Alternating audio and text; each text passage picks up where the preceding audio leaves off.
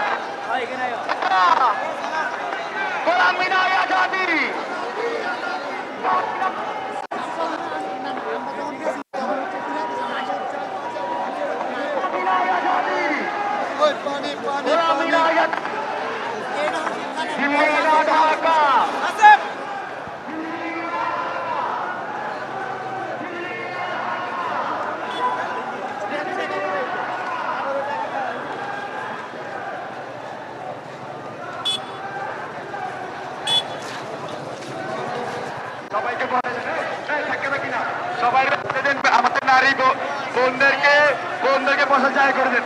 যে বিশৃঙ্খলা করবে, স্যাবুটেজ করবে, তাকে চিহ্নিত করা হচ্ছে। সবাই বসে বলুন, এখানে কিছু হয়নি। আমরা সবাই রাজপথে থাকবো। আমরা কি রাজপথে থাকবো?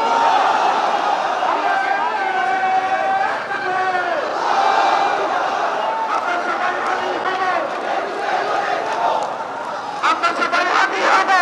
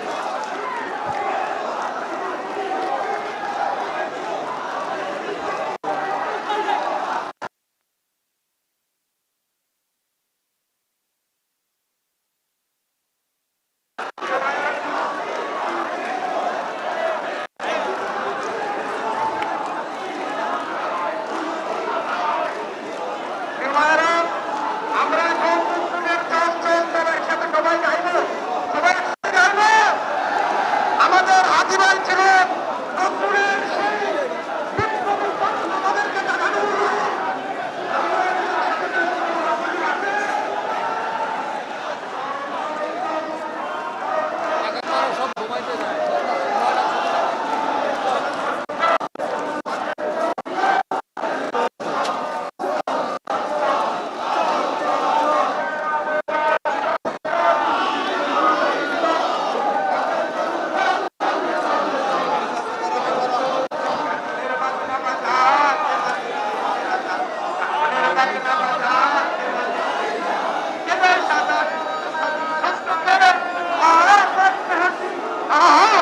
হাসি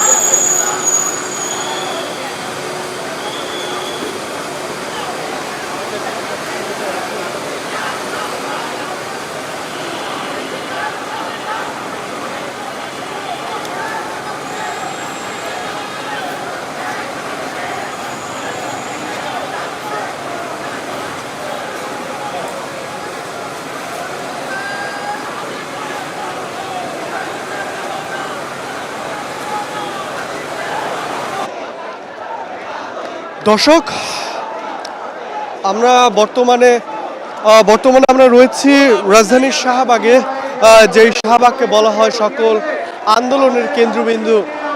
যে বৈষম্য বিরোধী ছাত্র আন্দোলন, সেটাও কিন্তু এই শাহবাগকে কেন্দ্র করে শুরু হয়েছিল। আজকের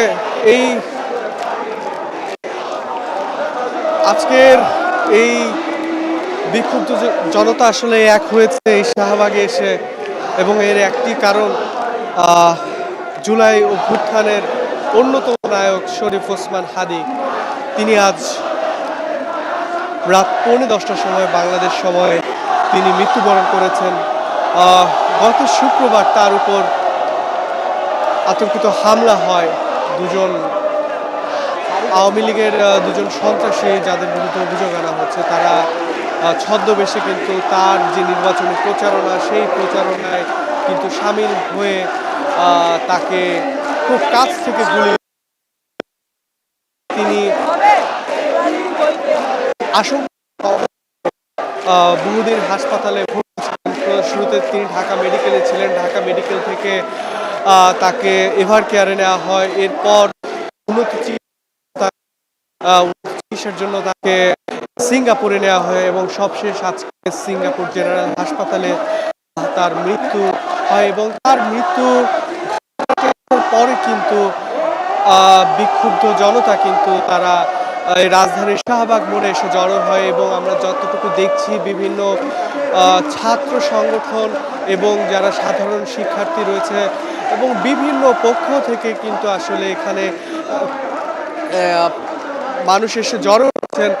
ঢাকা বিশ্ববিদ্যালয় কেন্দ্রীয় ছাত্র সংসদের পক্ষ থেকে বলা হয়েছে, জাতীয় নাগরিক পার্টির নেতাকর্মীরা এখানে রয়েছেন, ছাত্র শিবির রয়েছে, এরকম বিভিন্ন সংগঠনের নেতাকর্মীরা সকলে কিন্তু আজকে শরীফ ওসমান হাদী কে যে হত্যা করা হলো সেই হত্যার নিন্দা জানাতে শাহবাগে সমবেত হয়েছেন এবং তারা দেশাত্মবোধক গানের মাধ্যমে শরীফ ওসমান হাদিকে স্মরণ করছেন।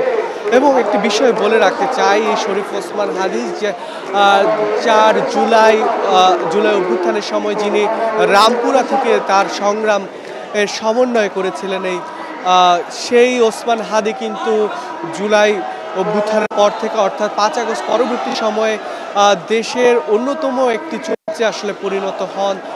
তার যে ইনকিলাব মঞ্চ, তারপর